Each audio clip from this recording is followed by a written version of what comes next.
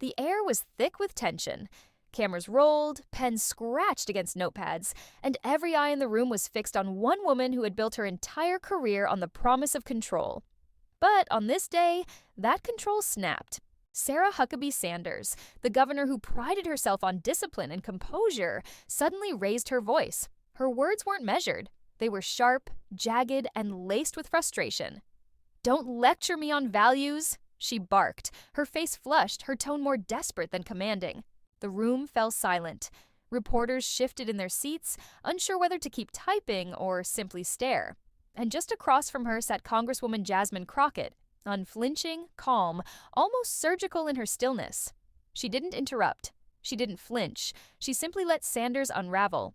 It was a stunning role reversal. Sanders, once the voice of the Trump White House who made her name sparring with the press, was no longer the one in control of the narrative. Instead, she was on the defensive, rattled, cornered, and visibly cracking under pressure. And that's when it happened. Crockett leaned forward, eyes locked on Sanders, her voice low but razor-sharp. The words she spoke weren't shouted. They didn't need to be. They sliced through the air with the quiet authority of someone who had been underestimated one too many times. A hush fell over the room. Every camera zoomed in, every microphone caught it. Sanders' expression shifted from anger to something more dangerous. Panic. For those who witnessed it, the moment felt bigger than just a heated exchange. It felt symbolic, a clash between two Americas, one clinging to hollow talking points, the other demanding truth and accountability. And here's the thing, this wasn't just about Sanders losing it. This was about what Crockett was about to reveal, a truth so cutting, so undeniable, that it would shake the very image Sanders had spent years crafting. Because while Sanders had built her career on shielding hypocrisy, Crockett was about to do what no one had managed before. Expose it, right there, in real time, for the entire country to see. And what happened next would leave America in disbelief. The room was still buzzing from Sanders' outburst. But beneath the noise, a deeper story was unfolding. This wasn't just another heated exchange. It was a collision of two worldviews, a clash of narratives that had been building for years. To understand why this moment carried such weight, you have to see what each figure represented. Sarah Huckabee Sanders wasn't just a governor. She was the chosen messenger of an era defined by bluster and deflection, someone who had stood at the White House podium, turning press briefings into battlegrounds. She built her image on toughness, loyalty, and an unwavering defense of power, no matter how questionable that power was. To her supporters, she embodied strength. To her critics, she was the face of hypocrisy, smiling while dismissing truths, preaching morality while excusing corruption. And then there was Jasmine Crockett. To many, she was still a relatively new voice on the national stage. But in that room, she represented something Sanders couldn't fake: authenticity. A lawyer by trade, a fighter by necessity, Crockett wasn't polished in the Washington sense. She wasn't about rehearsed lines or staged bravado. She was about fact, service, and a steady insistence that truth deserved its day. That's what made this collision so electric. It wasn't just one politician versus another. It was a battle between two Americas. On one side, the politics of performance, where sound bites mattered more than honesty.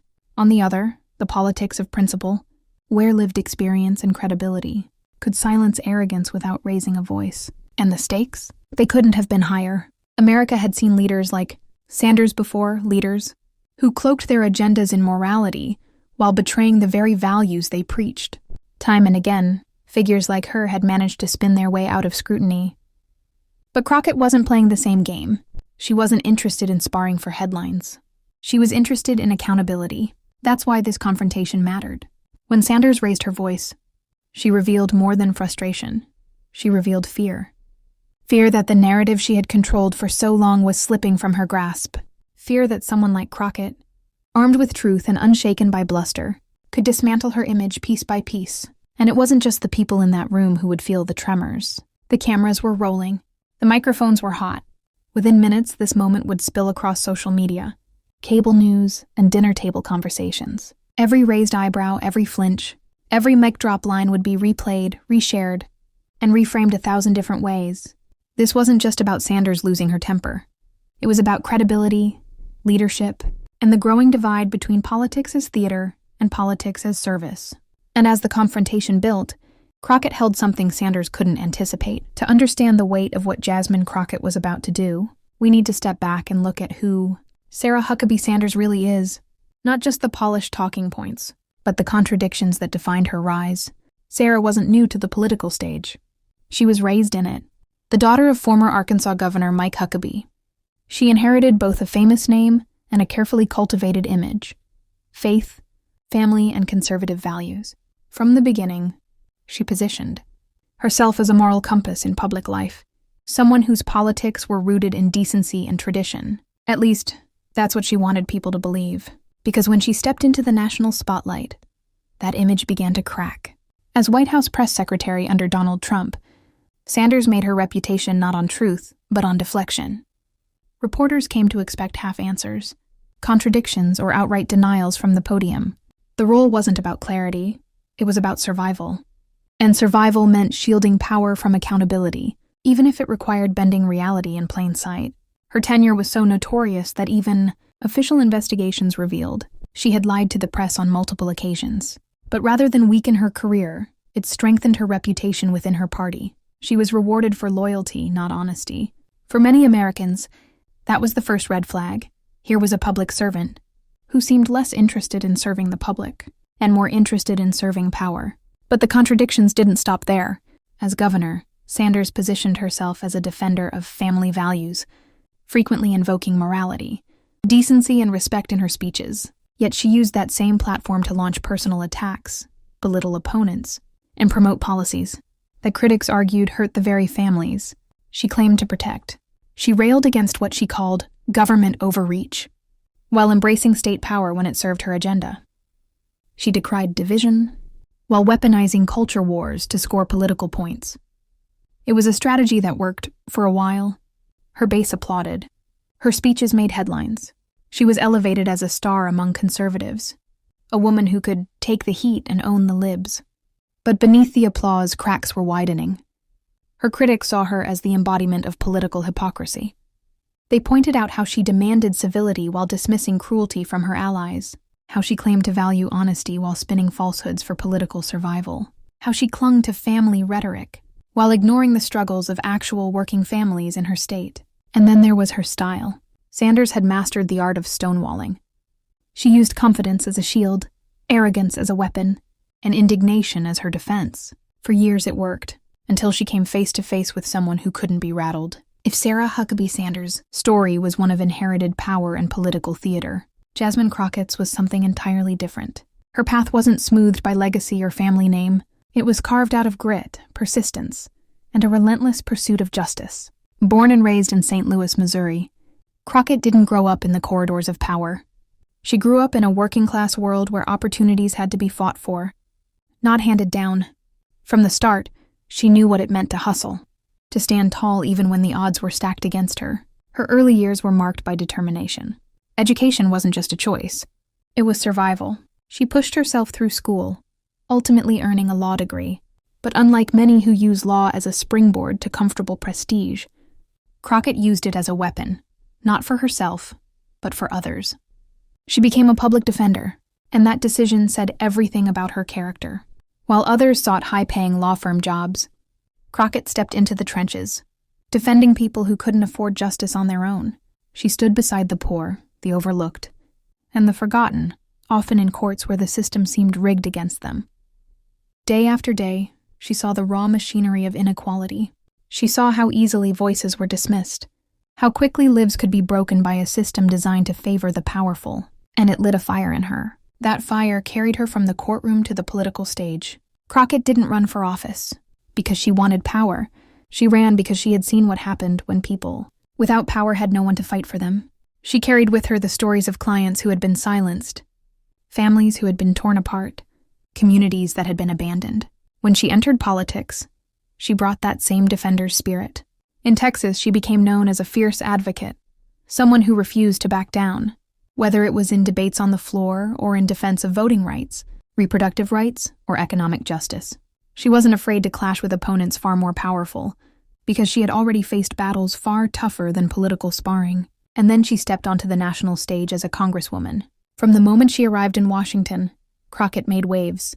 She wasn't polished in the way career politicians often are, and that was her strength. She was authentic. She was direct. She spoke the way people outside the Beltway spoke, and that made her dangerous to opponents who relied on rehearsed talking points and carefully spun narratives. For someone like Sarah Huckabee Sanders, authenticity was a weakness, something to be covered by spin. For Jasmine Crockett, authenticity was her weapon.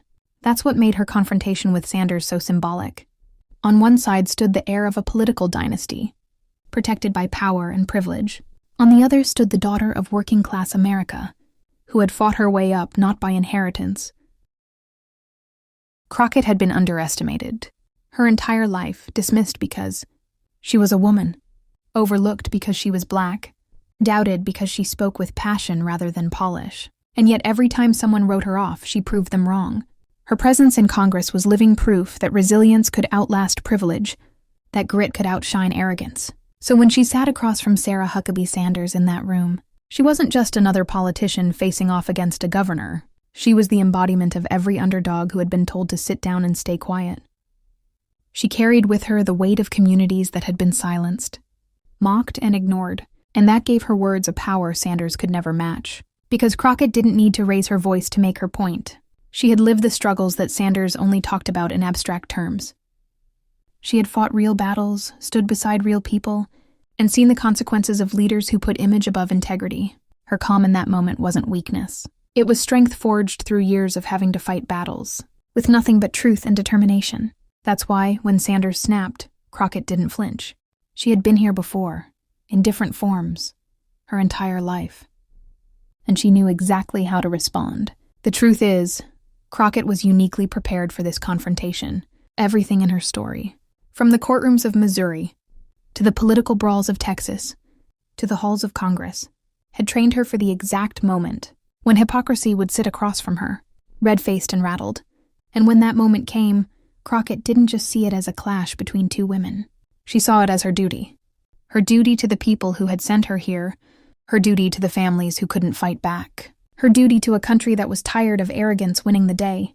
So she waited, calm, steady, eyes fixed on Sanders, not as an opponent to fear, but as an opponent to expose. And when she finally opened her mouth, it wasn't just a response. It was an answer to every contradiction, every hypocrisy, every performance Sanders had ever staged. The question wasn't whether Crockett would strike back.